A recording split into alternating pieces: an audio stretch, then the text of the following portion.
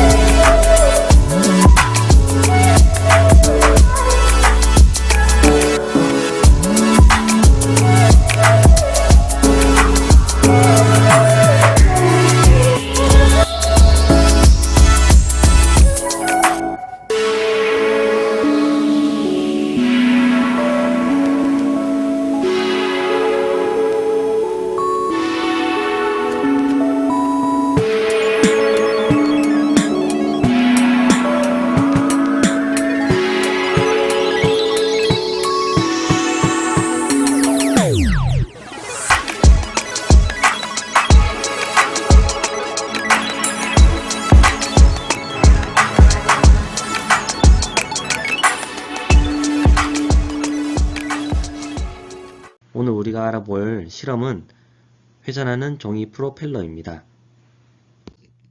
먼저 영상을 통해서 어떻게 실험을 했는지 한번 보도록 하겠습니다.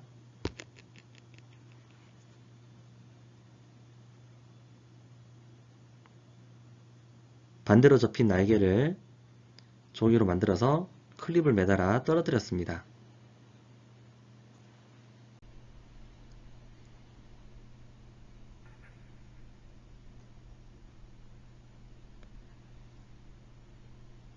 네, 슬로우 모션으로 찍게 되면 몇 번 회전하는지도 알 수가 있습니다. 변인에 대해서 조금 더 쉬운 예를 통해 자세하게 알아보도록 하겠습니다. 변인이라는 것은 연구에서 관심을 갖고 있는 현상과 관련된 자료의 속성이나 특징들을 의미하는데요. 자, 말이 조금 어렵죠? 변인이라는 것은 변화시킬 수 있는, 그리고 변화가 되는 요인이라는 것입니다. 변화시킬 수 있는 요인이라는 것은 독립변인을 의미합니다. 즉, 독립적으로 변화를 시키면서 실험의 결과값에 영향을 줄 수 있는 요인을 말합니다. 그럼 종속변인은 독립변인에 의해서, 즉 독립변인이 변화에 따라서 종속된 결과로 나타나는, 종속된 결과로 변화가 되는 요인을 말합니다. 독립변인은 또 두 개로 나뉠 수가 있는데요. 내가 이 실험에서 무엇인가를 조작시켜 바꾸어 보겠다. 하나를 선택할 수 있겠죠. 그것을 조작변인이라고 합니다. 그럼 실험값에 영향을 줄 수 있는 독립변인 중에 조작시키지 않는, 즉 일정하게 통제시켜야 되는 변인도 있겠죠. 그것을 통제변인이라고 합니다. 그럼 족발을 한번 삶아 보도록 할까요? 만약에 족발의 맛을 우리는 실험의 결과값, 즉 종속변인이라고 합시다. 하지만 맛있다, 더 맛있다, 아주 맛있다, 맛이 없다, 조금 맛이 없다, 이런 식으로 정성적으로 표현하기에는 조금 한계가 있습니다. 그렇기 때문에 이 맛을 0점에서 100점까지 표현한다면 조금 더 수치로 정량화시킬 수도 있겠죠. 자, 족발의 맛에 영향을 줄 수 있는 요인들은 아주 많습니다. 이 중에 우리는 하나를 한번 선택을 해볼까요? 재료의 유무와 양 중에서 월계수, 잎의 양을 선택을 해봅시다. 그럼 나머지 독립변인들은 통제를 시켜야 되겠죠. 이걸 실험으로 설계를 한다면 다음과 같이 대조군과 실험군으로 분류할 수가 있는데요. 대조군이라는 것은 아무런 처치를 하지 않는 대조시킬 수 있는 값이라는 겁니다. 즉, 실험군에서 다양한 조작 변인들을 바꾸어가면서 실험을 했을 때 그것을 대조할 수 있는 군입니다. 즉, 월계수 잎의 양에 따라서 실험을 했다고 했으니 대조군은 월계수 잎을 넣지 않은 족발이 되겠죠. 그럼 실험군에서는 월계수 잎의 양을 변화시킬 수가 있겠죠. 10g을 넣고 삶을 수도 있고요. 20g을 넣고 삶을 수도 있습니다. 이런 식으로 조금씩 단계를 늘려가면서 실험을 한다면 결국 우리는 월계수 잎의 양에 따른 족발의 맛의 결과값을 얻을 수도 있습니다. 자, 어떤 식으로 변인과 실험군, 대조군이 분류가 되는지 이제 알 거라고 생각이 됩니다. 그럼 보고서 작성을 할 때 어떤 식으로 작성을 해야 바르게 작성을 할 수 있는지, 그리고 유의사항은 어떤 것들이 있는지 알아보도록 하겠습니다. 먼저 활동의 목표를 적어야 됩니다. 자, 관련 내용 이론입니다. 종이 프로펠러를 이런 식으로 만약에 만들 수 있게 되면 우린 종이 프로펠러에 회전하는 수에 영향을 미칠 수 있는 요인들을 파악할 수가 있습니다. 아주 많은 요인들이 있을 텐데요. 그렇게 영향을 줄 수 있는 요인들을 가지고 변인이라고 합니다. 변화하는 요인이라는 뜻입니다. 클립수랑 날개 길이, 날개 폭, 종이 재질, 날개 모양, 떨어뜨린 높이 등등 아주 많은 영향들이 이렇게 변인으로 작용할 수가 있습니다. 이렇게 회전수에 영향을 줄 수 있는 각각 독립적으로 변화시킬 수 있는 요인들을 가지고 독립변인이라고 합니다. 그중 우리는 하나를 선택해서 실험을 할 건데요. 독립변인 중에서 내가 조작을 시켜 변화시킬 수 있는 요인들을 조작변인이라고 합니다. 클립 수를 늘려가면서, 즉 질량을 변화시켜가면서 회전하는 수를 측정할 것이기 때문에 클립 수가 조작 변인이 됩니다. 그럼 나머지 독립 변인들은 영향을 받지 않아야 되기 때문에 통제를 해야 됩니다. 그래서 항상 통제해야 되는 변인을 통제 변인이라고 합니다. 이것은 조작 변인이 변하는 동안 계속 일정하게 통제를 시켜줘야지 되는 독립 변인이기 때문에 통제 변인이라는 이름으로 사용을 합니다. 프로펠러의 회전수를 정확하게 측정하기 위해서는 어떤 방법을 사용해야 될까요? 자, 이 말은 오차를 줄일 수 있는 방법을 말하는 겁니다. 오차를 줄일 수 있는 방법은 많습니다. 그 중에 여러 번 측정하여 평균을 구하게 된다면 관측에서의 오차를 좀 더 줄일 수 있게 되겠죠. 이렇게 해서 결국 관찰되는 프로펠러의 회전수를 우리는 종속 변인이라고 합니다. 즉, 그 말은 독립 변인 중에 내가 선택했던 조작 변인이 결국 어떠한 결과를 나오게 했느냐, 그 결과 값이 바로 종속 변인이 되는 것입니다. 그럼 본격적으로 탐구 보고서를 어떤 식으로 작성을 해야 되는지 설명을 해주도록 하겠습니다. 탐구 주제는 명확하게 이 실험이 어떤 실험이었는지를 보여줄 수 있어야 합니다. 추상적으로 나타내지 않고 이 주제만으로도 어떤 실험이구나 명확하게 인지를 시켜주도록 해주면 되겠습니다. 여기에는 조작 변인, 즉 우리가 선택했던 클립 수 또는 질량에 따른 종이 프로펠러의 회전수, 이런 식으로 뭐에 따라서 무엇을 관찰할 수 있을 것이다 라는 실험을 제시를 해줘야 됩니다. 탐구 목표는 어떤 실험을 통해서 무엇을 알 수 있다, 설명할 수 있다, 이런 식으로 작성을 하면 되겠습니다. 가설은 보통 if, then 형식을 갖추게 됩니다. 즉 뭐뭐라면 어떻게 될 것이다, 어떻게 될수록 어떻게 한다면 어떻게 될 것이다. 예를 들어 우리는 클립수를 증가시키면서 종이 프로펠러의 회전수를 측정할 것이었잖아요. 그러면 질량이 커질수록 회전수가 많아질 것이다. 이런 식으로 가설을 설정하면 됩니다. 과학에서의 가설은 객관적인 자료로 관측이 가능해야 됩니다. 그렇기 때문에 우리 반에서 5번 학생이 가장 착할 것이다. 마치 가설인 것처럼 보이지만 과학에서의 가설이라고는 하지 않습니다. 준비물 작성하면 되고요. 탐구 계획은 실험 설계라고도 하는데요. 여기에는 관련된 절차를 차근차근히 누구나 따라할 수 있도록 친절하게 설명을 하면 됩니다. 이 보고서만 봐도 따라할 수 있도록 자세하게 설명을 넣고요. 또 하나, 반드시 실험 설계, 탐구 계획에는 그림이 들어가야 됩니다. 어떻게 작성을 하고 어떻게 실험을 하겠다. 이것을 그림으로만 봐도 나 어떤 실험을 할 것이다 라는 것이 쉽게 눈에 보입니다. 그리고 예를 들어 날개 폭과 날개 길이가 있다고 한다면 여기에 대한 규격도 그려준다면 확실하게 탐구 계획에 작성했었던 문구를 이해를 할 수가 있게 되겠죠. 또한 조작 변이는 최소 3단계 이상으로 실험을 해야 됩니다. 왜 그러냐면은 만약에 실험 결과가 나왔다고 합시다. 그럼 우리는 이런 식으로 결론을 내릴 수 있다는 거죠.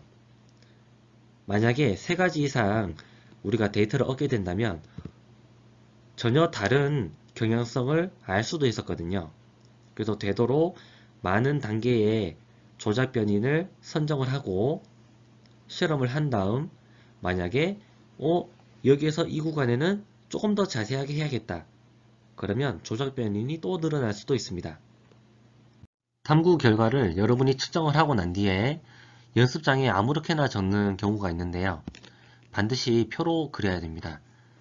표를 그릴 때 입력한 값들을 어떤 식으로 기입을 해야 되는지 그 다음 페이지에서 자세하게 안내를 해주겠습니다. 만약에 데이터를 얻었다. 그러면 표 안에 있는 데이터들에 대해서 객관적인 내용으로 해석을 해줍니다. 무슨 말이냐? 몇 개의 클립을 했을 때 몇 회였다가 그게 2배의 클립 수를 넣었을 때 또는 질량이 2배로 됐을 때 회전수가 1.5배 정도 증가했다. 이런 식으로 객관적인 데이터로 표에 대한 내용을 작성을 해주면 되겠습니다. 그리고 아주 중요한 그래프 그리기입니다. 표는 그래프를 그리기 위해서 먼저 데이터를 정리했었던 걸 말한다면 그래프는 드디어 결론을 도출하기 위한 자료의 결과를 해석할 수 있는 부분입니다. 경향성을 확인을 할 수가 있고 이것 또한 객관적인 내용을 입력을 해서 그래프에 대한 설명을 추가를 해줘야 됩니다. 그래프도 그 다음 페이지에서 자세하게 다루도록 하겠습니다. 자, 표 그릴 때는 X축, Y축으로 이렇게 행과 열을 우리가 작성을 하게 되죠. 그런데 표 안에는 반드시 숫자만 적어야 됩니다. 숫자만 이렇게 적을 수 있어야 됩니다. 여기 예를 들어서 회라고 적어버리면 모든 데이터들의 회가 들어가야 됩니다. 그래서 여기 앞부분에 회라고 적었기 때문에 뒷부분에는 숫자만 넣도록 합니다.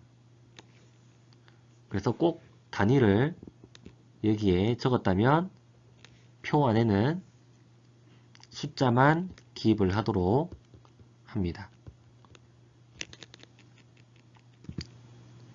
자, 예를 들어 이런 데이터를 얻었다고 합시다. 지금 조작 변인을 3단계 이상, 즉 4가지 단계로 했습니다. 그리고 3번씩 측정을 했죠. 많을수록 좋습니다.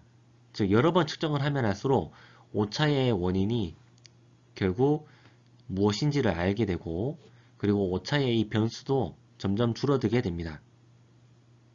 최소 3번, 많으면 10번까지도 계속 측정하는 것이 이 데이터의 신빙성을 높이는 방법입니다. 그래프는 어떻게 그리는지 알아보도록 할까요? 먼저 축을 그리세요.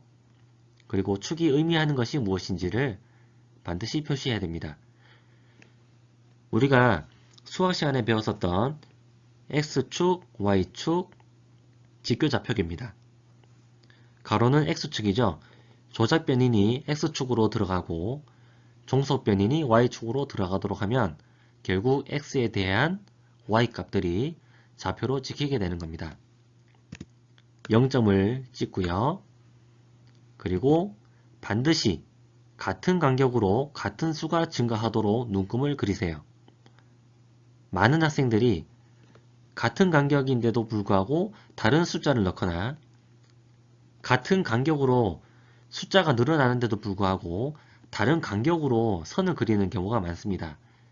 그렇게 되면 그래프의 모양이 달라지게 되죠. 자, 실험한 값들을 찍어봤습니다. 조금 전 표에 있었던 것들을 자취를 남겼고요. 그러면 우리는 이러한 자취들이 연결되어 있는 경향성을 확인할 수가 있게 되죠. 자, 지금 그래프를 봤을 때 딱 봐도 클립이 3개 있을 때 가장 회전수가 급격하게 증가했다가 다시 4개부터는 회전하는 수가 줄어든다는 것을 확인할 수가 있겠죠. 자, 그렇게 표랑 그래프를 그리고 해석도 했다면 결론을 내야 되겠죠. 결론을 낼 때는 반드시 가설을 다시 보세요. 즉 가설에서 조작 변인이 이렇게 될수록 이렇게 될 것이다 라고 종속 변인의 결론을 우리가 도출할 수 있어야 됩니다. 자, 여기서 중요한 것은 그 이유를 적어야 됩니다. 왜 그렇게 되었을까? 자신이 생각하는 과학적인 근거를 가지고 해석을 해주면 돼요. 자, 우리 아까 전에 실험에서 클립 수가 3개였을 때가 가장 많은 회전수가 있었죠. 이런 식으로 적을 수 있겠네요. 그러면 클립이 1개일 때보다 2개, 2개일 때보다 3개일 때가 더 빠르게 떨어집니다. 빠르게 떨어진다는 것은 공기 저항, 즉 바람의 영향을 많이 받는다는 것이고, 종이 프로펠러에 바람이 많이 불어 스쳐 지나간다는 것은 종이 프로펠러를 회전할 수 있도록 해주는 것입니다. 하지만 4개에서부터 다시 감소를 했죠. 클립 수가 증가하면 할수록 빨리 떨어지게 됩니다. 좀 더 바닥에 닿는 시간이 짧았기 때문에 너무 빨리 떨어지는 것은 회전할 수 있는 충분한 시간을 제공하지 않고 결국에는 너무 빨리 떨어지게 돼서 측정할 수 있었던 회전수가 오히려 감소할 수 있었다. 이런 식으로 자신의 과학적인 생각을 적는 것이죠. 만약에 그렇게 과학적인 생각을 전개를 하는 과정에서 이게 이 이유가 맞을까? 라고 생각할 수 있습니다. 그렇기 때문에 그런 부분들은 또 다른 실험이 필요하다고 생각하고 고찰에 남겨두면 되겠습니다.